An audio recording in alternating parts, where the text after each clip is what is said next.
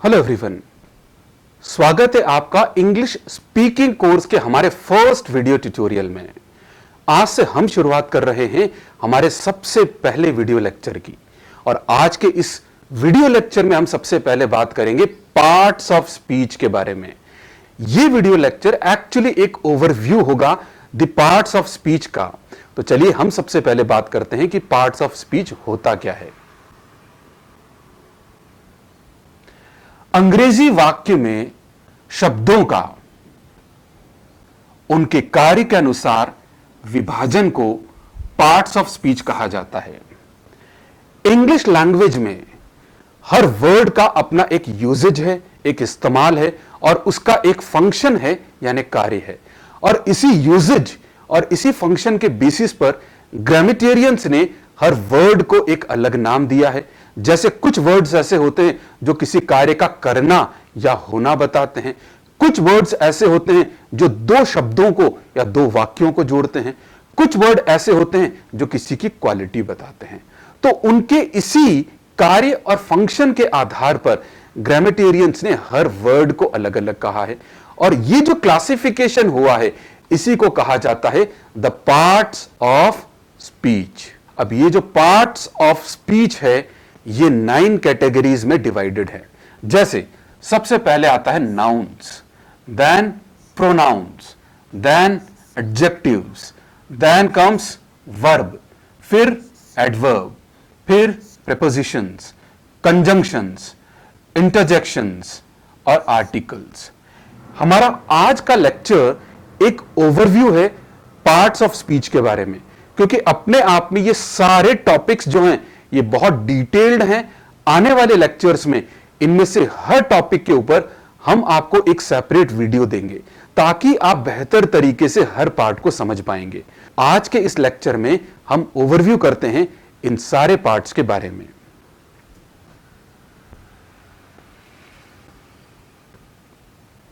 सबसे पहले हम बात करते हैं नाउन के बारे में। Noun is a word that is the name of a thing, an idea, a place or a person। आप और हम बचपन से सुनते आए हैं noun is the name of a person, place, animal और थिंग। किसी भी वस्तु, व्यक्ति या स्थान के नाम को संज्ञा कहा जाता है। यही नाउन की डेफिनेशन है। आपके दिमाग में कोई भी नाम किसी भी चीज का, किसी भी वस्तु का, किसी भी व्यक्ति का या किसी भी स्थान का या किसी भी विचार का या किसी भी स्टेट का कोई भी नाम जो आपके दिमाग में आ सकता है उसी को नाउन कहा जाता है। जैसे मान लीजिए मैं कहता हूं बॉय, लड़का, तो आपने एक खास स्ट्रक्चर को नाम दिया लड़का। मैं कहता हूं गर्ल, तो आपने खास स्ट्रक्चर को नाम दिया गर्ल। मैं कहता हूं डॉक्टर, तो आपने एक व्यक्ति को देखकर कहा कि यह डॉक्टर है, तो उसका एक नाम है, यह नेमिंग वर्ड है। आपने किसी को देखकर कहा ही इज रोहित, तो रोहित भी एक नाम है। आपने किसी जगह को देखकर कहा यह इंदौर है, तो इंदौर भी एक नाम है जगह का। आपने किसी खास स्ट्रक्चर को देखकर कहा कि दिस इज अ माउंटेन, यह एक पहाड़ है, तो उस स्ट्रक्चर को आपने एक नाम दिया पहाड़।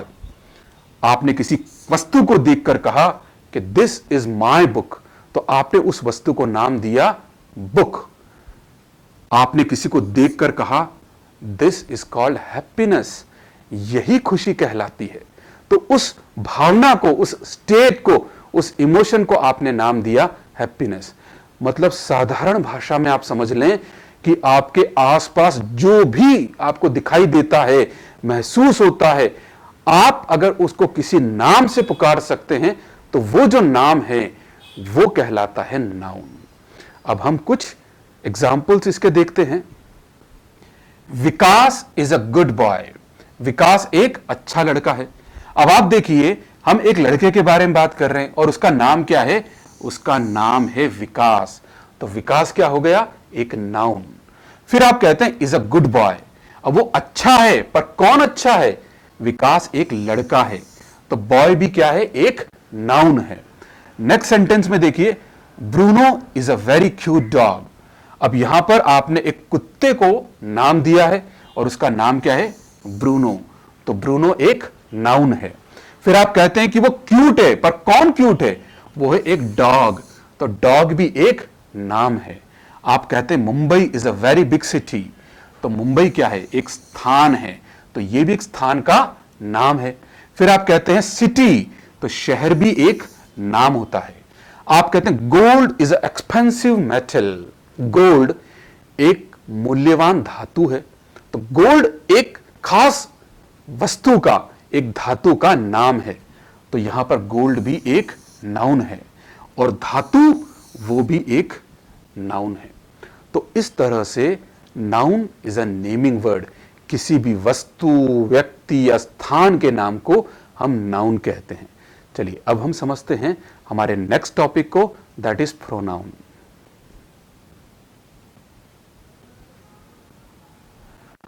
प्रोनाउन क्या होता है? Pronoun is a word that is used in place of a noun.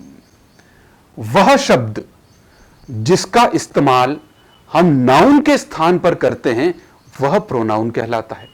Pronoun कई तरह के होते हैं, जैसे आई, वी, यू, ही, शी या दे।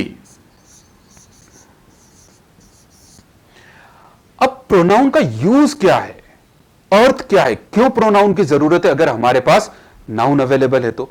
मान लीजिए मैं आपसे एक सेंटेंस कहता हूं, मैं कहता हूं चिराग इज माय फ्रेंड, चिराग मेरा मित्र है। चिराग लिव्स इन उज्जैन, चिराग उज्जैन में रहता है। चिराग इज अ बिजनेसमैन, चिराग एक व्यापारी है। अब ये सेंटेंस में मैं बार बार कह रहा हूं आपसे, Chirag is my friend, Chirag lives in Ujjain with his family, Chirag is a businessman. अब ये बार बार चिराग चिराग का जो रेपिटेशन है ये सेंटेंस को बहुत ऑड बनाता है। अगर इसके बजाय मैं यहां पर प्रोनाउन से रिप्लेस कर दूं नाउन को, तो ये सेंटेंस सुनने में अच्छा लगेगा, बहुत इंटरेस्टिंग हो जाएगा। कैसे? जैसे हम इसको करते हैं, चिराग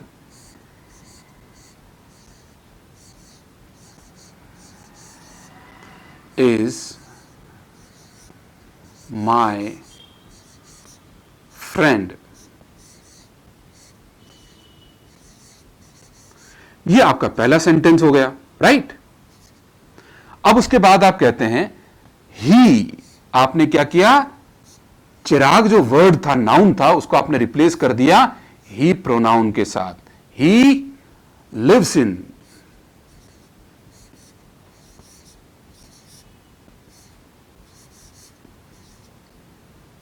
उज्जैन।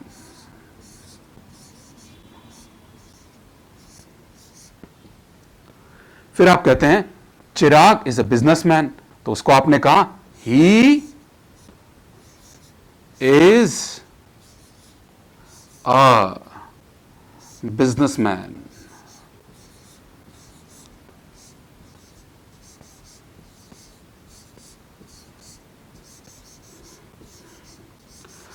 तो इस सेंटेंस में आपने क्या किया?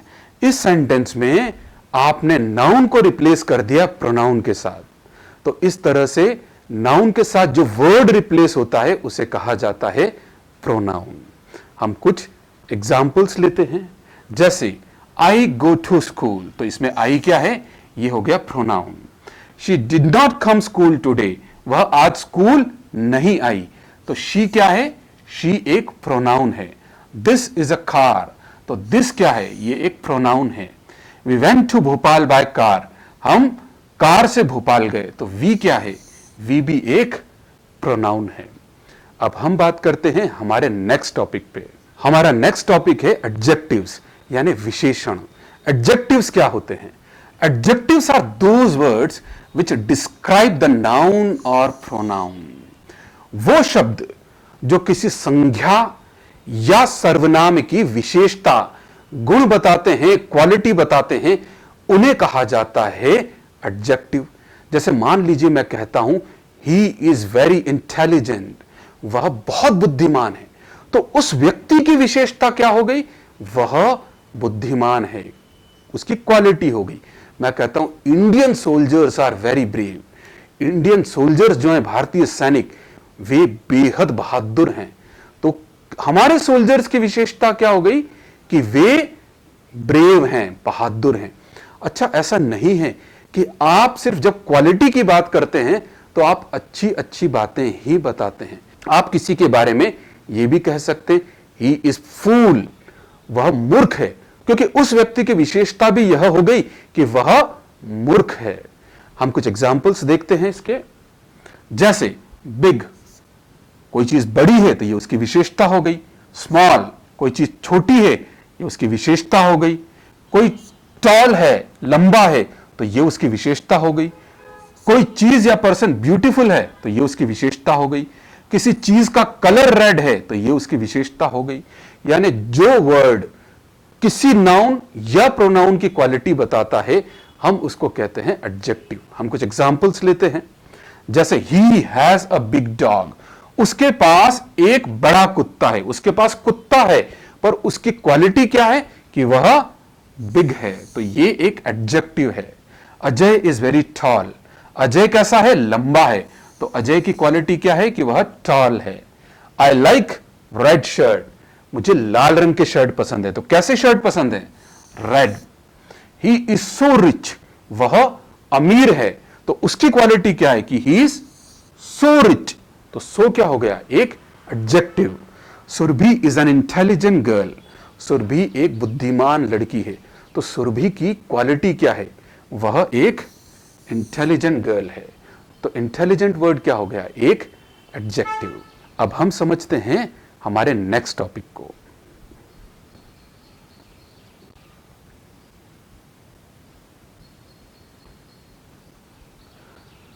वर्ब। वर्ब क्या होता है? A verb can be defined as a word that expresses an action. अब वर्ड को मोटे तौर पर दो कैटेगरीज में डिवाइड कर सकते हैं। एक होता है हेल्पिंग वर्ब और एक होता है मेन वर्ब यानी मुख्य क्रिया। हेल्पिंग वर्ब को हम डिटेल में बाद में समझेंगे, अभी हम बात करते हैं मेन वर्ब की। मेन वर्ब जो है ये चार कैटेगरीज में डिवाइड होते हैं। आप इसको V1, V2, V3 और V4 कह सकते हैं। जो अलग अलग काल होते हैं उनके अनुसार इनका इस्तेमाल किया जाता है, अलग अलग टेंस के अकॉर्डिंग। वर्ब क्या होते हैं? वर्ब वह शब्द हैं जो किसी क्रिया के करने या होने का बोध कराते हैं, यानी ये एक्शन वर्ड्स होते हैं। जैसे आना, जाना, खेलना, कूदना, बोलना, सुनना, लेना, देना, पकड़ना, छोड़ना, यानी जो शब्द किसी क्रिया का होना या करना बताते हैं उन्हें हम वर्ब कहते हैं। हम कुछ एग्जाम्पल्स लेते हैं। ही विल कम टुमारो, वह कल आएगा, तो वह क्या काम करेगा, आने का काम करेगा, तो कम क्या हो गया, एक verb. The children were running, बच्चे क्या कर रहे थे, वो भाग रहे थे, तो ये एक्शन वर्ब का फोर्थ फॉर्म है। शी रीड्स अ बुक, वह क्या करती है, वह पढ़ती है। आई एट अ मैंगो, मैंने क्या खाया, मैंने मैंगो खाया, पर काम क्या किया, खाना खाया, तो ये ईट का सेकंड फॉर्म है ate. I wake up at 5 AM daily, मैं रोज सुबह 5 बजे उठता हूं, तो काम क्या किया मैंने, वेक, उठना। यहां पे जो यूज हुआ है वो हुआ है वेक अप। वेक अप एक फ्रेजल वर्ब है। तो इस तरह से हम वर्ब को यूज करते हैं किसी क्रिया को बताने के लिए। अब हम समझते हैं हमारे नेक्स्ट टॉपिक को। अब हम बात करते हैं एडवर्ब के बारे में। एडवर्ब क्या होता है? अ वर्ड दैट डिस्क्राइब्स और gives more information about a verb, adjective, adverb और full sentence is called adverb. वह शब्द जो किसी वर्ब, एडजेक्टिव या किसी दूसरे एडवर्ब या पूरे वाक्य की विशेषता प्रकट करता हो, उसे हम एडवर्ब कहते हैं। फॉर एन एग्जाम्पल, अगर आप कहते हैं वह बहुत मीठा बोलता है, या आप कहते हैं कि वह बहुत नम्रता से बोलता है, तो आपने कहा ही स्पीक्स, वह बोलता है, पर कैसे बोलता है, तो आपने कहा ही स्पीक्स स्वीटली, मीठा बोलता है, या ही स्पीक्स पोलाइटली। तो उसके बोलने की विशेषता क्या हो गई कि वह स्वीटली बोलता है या पोलाइटली बोलता है, तो उस वर्ब को कौन से वर्ड ने डिस्क्राइब किया? उसे किया स्वीटली या पोलाइटली वर्ड ने। आप किसी के बारे में कहते हैं कि वह भागता है, पर कैसा भागता है? आपने कहा वह बहुत तेज भागता है, तो आपने कहा ही रन्स फास्टली। तो उसके भागने की विशेषता क्या हो गई? वो हो गई फास्टली। तो फास्टली क्या हुआ? एक एडवर्ब। तो इस तरह के कई एडवर्ब्स होते हैं, जैसे fast, slow, very, slowly, loudly, silently, badly, fluently, twice, right, yesterday, etcetera. हम कुछ एग्जाम्पल्स लेते हैं। जैसे आपने कहा शी सिंग्स वेरी वेल, वह गाती है, पर कैसा गाती है? वह अच्छा गाती है, बहुत अच्छा गाती है। तो वेल क्या हो गया? एक हो गया adverb. Next, he spoke loudly, वह बोला, पर कैसा बोला? ही स्पोक लाउडली, जोर से बोला। तो उसका बोलने की विशेषता क्या हो गई? Loudly, that is adverb. We went there twice, हम गए वहां पर कितनी बार गए? 2 बार। ट्वाइस, तो ट्वाइस क्या हो गया? एक adverb. I often come here, मैं अक्सर यहां आता हूं, मैं आता हूं अक्सर, कहां? यहां। तो ये here is again an adverb. I wake up at 5 AM daily, मैं उठता हूं रोज 5 बजे। तो डेली एक एडवर्ब है। इसके बारे में डिटेल में हम एडवर्ब के लेक्चर्स में समझेंगे। अब हम बात करते हैं हमारे नेक्स्ट पॉइंट पर। सो वेल, प्रीपोजिशंस क्या होते हैं? Prepositions, the word which comes before noun, pronoun or verb and shows its relationship with other words in the sentence is called preposition. वह शब्द जो नाउन, प्रोनाउन या वर्ब से पहले आकर उनका संबंध वाक्य के अन्य शब्दों के साथ जोड़ता है, उसे प्रीपोजिशन कहा जाता है। मान लीजिए मैं कहता हूं कि यह पेन मेरे हाथ पर है। अब इस पेन और मेरे हाथ के बीच में कौन सा शब्द संबंध स्थापित कर रहा है? कौन सा शब्द रिलेशन बता रहा है? वो बता रहा है पर। यह पेन मेरे हाथ पर है। The pen is on my hand. तो हमारा प्रीपोजिशन क्या है? ऑन। मैं कहता हूं कि यह पुस्तक टेबल पर है, तो कौन सा शब्द बता रहा है? ऑन। मैं कहता हूं कि वह व्यक्ति ऑफिस में है, मैं कहता हूं अजय ऑफिस में है, तो कौन सा शब्द अजय और ऑफिस के बीच में संबंध स्थापित कर रहा है? वो शब्द है में। तो इस तरह से प्रीपोजिशन का काम होता है किसी नाउन, प्रोनाउन या वर्ब के पहले आकर उसका संबंध बाकी सेंटेंस के साथ जोड़ना। For an example, at, by, for, from, of, in, ये कई एग्जाम्पल्स हैं प्रीपोजिशंस के। Prepositions are very important. इसके बारे में हम डिटेल में हमारे प्रीपोजिशंस के लेक्चर में भी समझेंगे। हम कुछ एग्जाम्पल्स लेते हैं। जैसे आप कहते हैं your book is on the table, आपकी किताब टेबल पर है। तो किताब की स्थिति क्या है? वह टेबल पर है। तो ऑन क्या हो गया? ऑन एक प्रीपोजिशन है। आप कहते हैं शी वॉज बिहाइंड यू, वह तुम्हारे पीछे थी।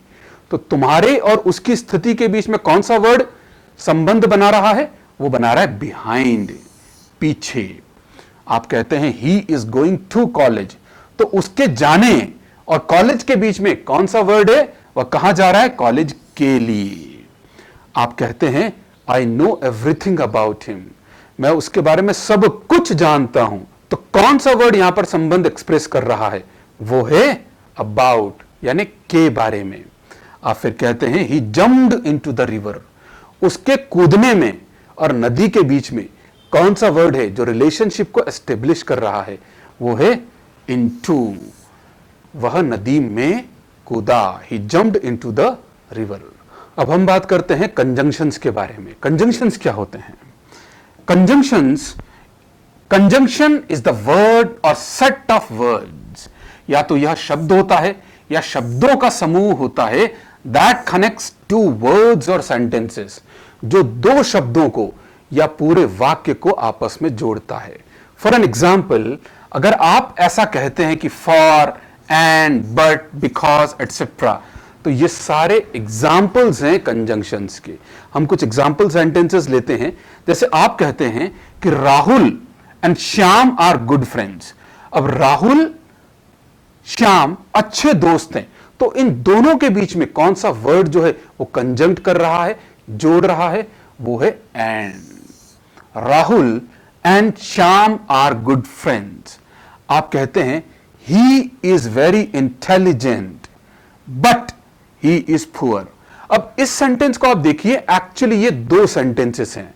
पहला सेंटेंस हो गया ही इज वेरी इंटेलिजेंट, वह बहुत बुद्धिमान है, और दूसरा सेंटेंस है ही इज पुअर, वह गरीब है, निर्धन है।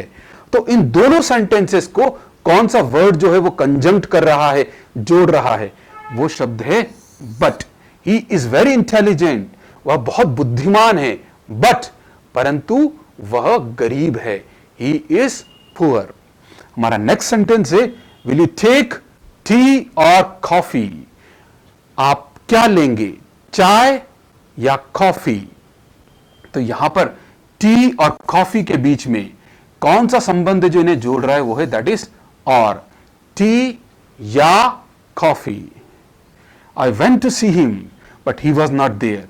तो यहां पर पहला सेंटेंस क्या है, मैं उसे देखने गया, I went to see him, परंतु but he was not there, वह वहां नहीं था।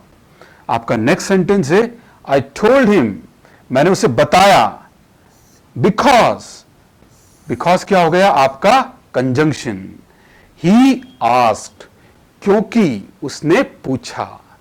तो कंजंक्शंस क्या करते हैं, बेसिकली दो वर्ड्स या सेंटेंसेस को कंजंक्ट करते हैं, जोड़ते हैं। अब हम बात करते हैं हमारे नेक्स्ट टॉपिक पे।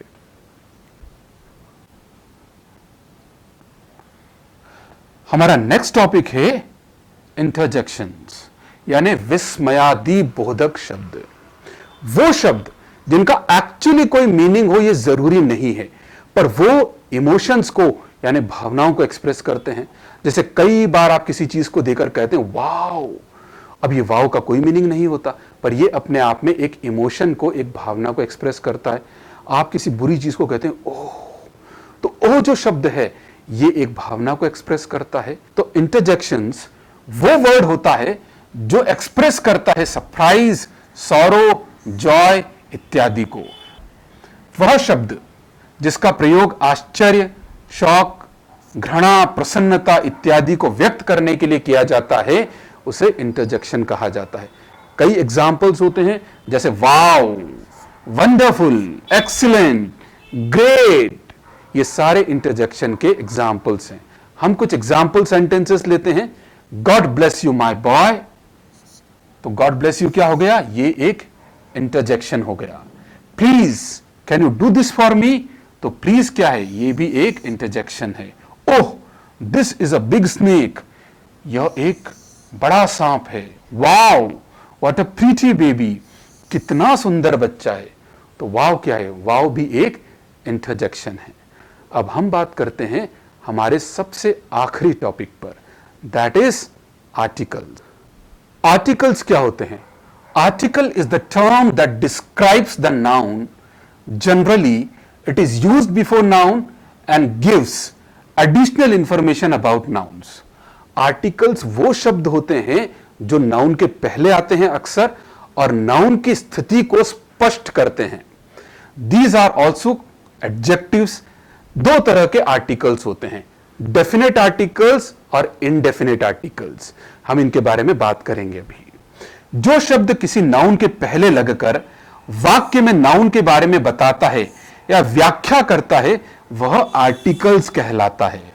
आर्टिकल्स नाउन के पहले इसलिए प्रयोग होता है क्योंकि यह एडजेक्टिव की तरह कार्य करता है। आर्टिकल्स नाउन को निश्चित, डेफिनेट या अनिश्चित बनाने का काम करता है। ए और एन जो है ये इनडेफिनेट आर्टिकल्स हैं, और द जो है ये एक डेफिनेट आर्टिकल है। अब इन आर्टिकल्स के जो प्रोनाउंसिएशन है, उच्चारण है, वो भी बहुत सेंसिटिव होते हैं। कई जगहों पर ए जो है वो अ की तरह यूज होता है, और कई जगहों पर उसे ए कहा जाता है। कई जगहों पर THE इसे द प्रोनाउंस किया जाता है और कई जगहों पर इसे दी प्रोनाउंस किया जाता है।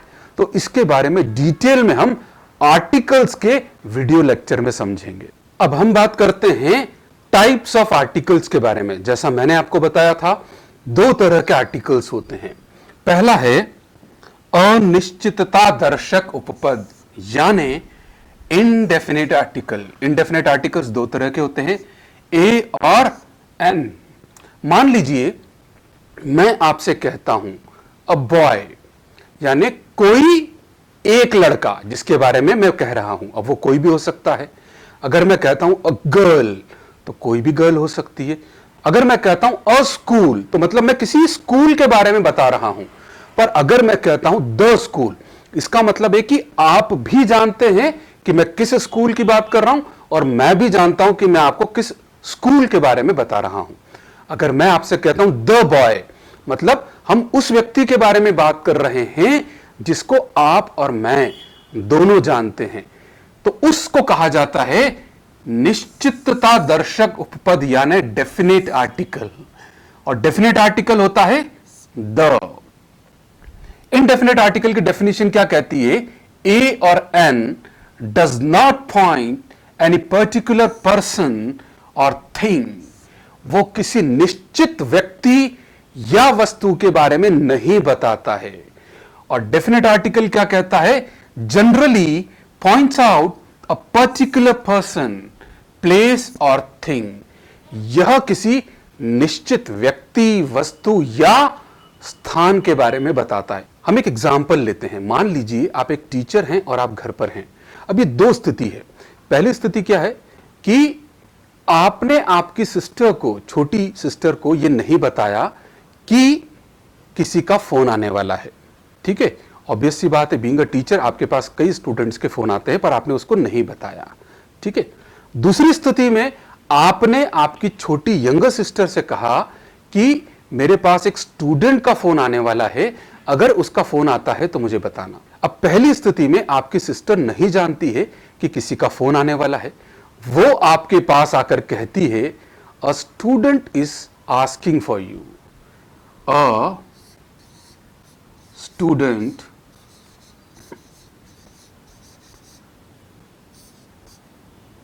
is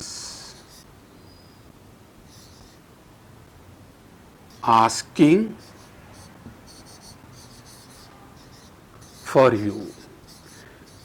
यानी कोई एक छात्र आपके बारे में पूछ रहा है। अब वो कोई भी हो सकता है जिसके बारे में वो नहीं जानती है। अब इसी सिचुएशन को हम उलट करते हैं। मान लीजिए आपने उसको बता दिया कि आज 5 बजे एक स्टूडेंट का फोन आने वाला है, अगर उसका फोन आए तो मुझे बताना। तो वो कहती है the student is asking for you.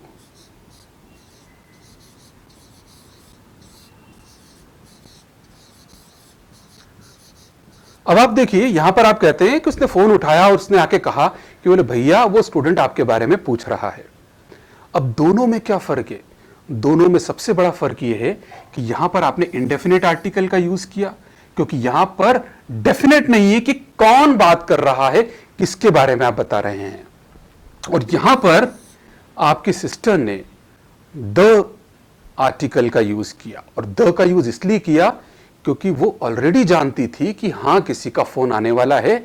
और जैसे ही फोन आया उसने कहा the student is asking for you on phone.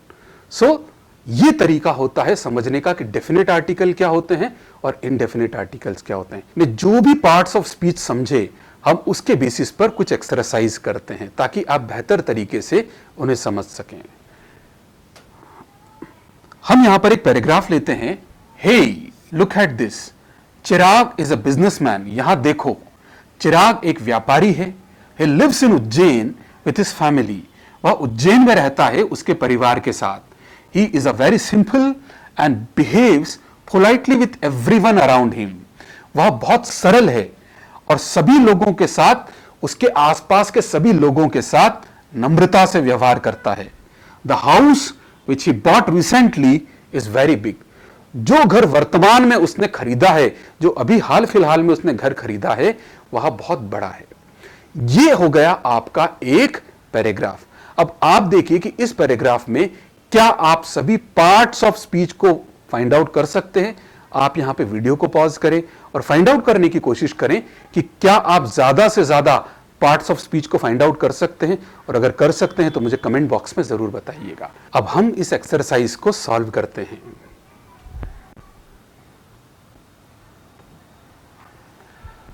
Paragraph कहता है, हे लुक एट दिस, यहां पर देखो।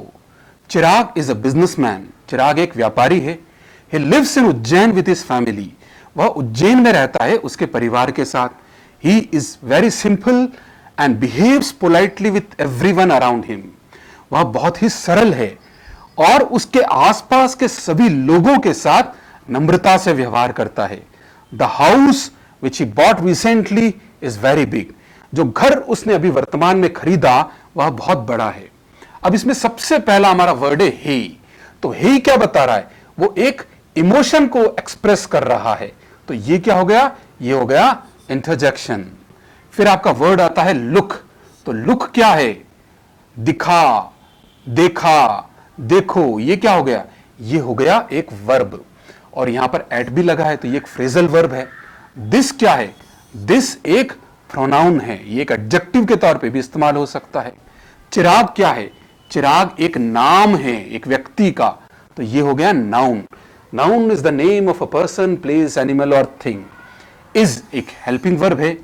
ए एक इंडेफिनिट आर्टिकल है। और बिजनेसमैन क्या है? बिजनेसमैन एक नाउन है। ही प्रोनाउन है। लिव्स रहना, ये क्या है? ये एक वर्ब है। इन प्रीपोजिशन है। उज्जैन एक जगह का नाम है, स्थान का नाम है, तो ये एक नाउन है। विथ क्या है? विथ एक प्रीपोजिशन है। और हिज क्या है? हिज प्रोनाउन है। फैमिली क्या है? फैमिली एक नाउन है। ही क्या है? एक प्रोनाउन है। इज एक हेल्पिंग वर्ब है। वेरी क्या है? वेरी एक एडवर्ब है। और सिंपल क्या है? सिंपल उसकी क्वालिटी है, तो ये एक एडजेक्टिव है। एंड क्या है? एंड एक कंजंक्शन है। बिहेव्स क्या है? व्यवहार करना, एक वर्ब है, एक क्रिया है, एक एक्शन है। और वो कैसे व्यवहार करता है? पोलाइटली। तो पोलाइटली क्या हो गया? एक एडवर्ब। और विथ क्या है? एक प्रीपोजिशन। एवरीवन क्या है? एवरीवन है प्रोनाउन। अराउंड क्या है? ये है एक प्रीपोजिशन। हिम क्या है? एक प्रोनाउन। द क्या है? एक आर्टिकल। हाउस एक नाउन है। और विच क्या है? विच एक एडजेक्टिव है। ही एक प्रोनाउन है। बॉट खरीदा एक वर्ब है। रिसेंटली एक एडवर्ब है। इज एक हेल्पिंग वर्ब है। वरी एक एडवर्ब है। और बिग एक एडजेक्टिव है। तो इस तरह से हम हर वर्ड को कैटेगराइज कर सकते हैं उसके फंक्शन और यूजेज के आधार पर, और यही पार्ट्स ऑफ स्पीच होता है। अगर आपको यह वीडियो पसंद आया, do like, share and subscribe. Thank you very much.